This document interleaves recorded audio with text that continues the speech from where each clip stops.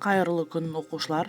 Бүгінгі сабағымыздың тақырыбы аттап өту тәсілімен биіктікке секіру.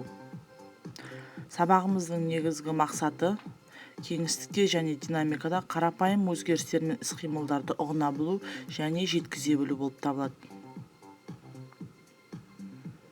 Биіктікке секіруді аттап секіру деп айтады. Секіру 4 жаттығу жиынтығынан тұрады. Екпінде жүгіру, серпілу, кермеден асу, жерге түсу болып табылады. Биіктікке секіру жеңіл атлетикада екі қатты тіреуге бекітілген кедергіден асып түсумен іске асырылады. Секірмес бұрын серпілетін секірме көтерілген орынды анықтап байқап алу керек.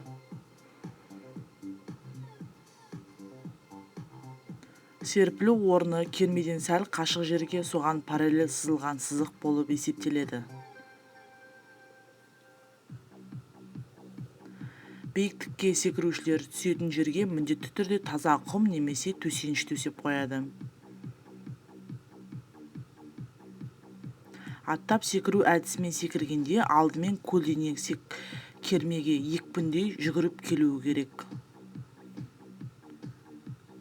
Әр адамның жүгіргендегі адымының ұзындығы әртүрлі болғандықтан жүгіріп келетін қашықтығы да әркім өзі белгілеген дұрыс. Егер оң аяқпен серпілетін болса, жүгіруді сол аяқтан, ал сол аяқпен серпілсе, жүгіруді оң аяқтан бастайды. Сілтелген аяқ кермеден асқан соң сәл бүгіліп барып жерге түседі. Тағайындалған биіктікті қатарынан 3 секіргенге ала алмаған спортшы жарыстан шығарылады.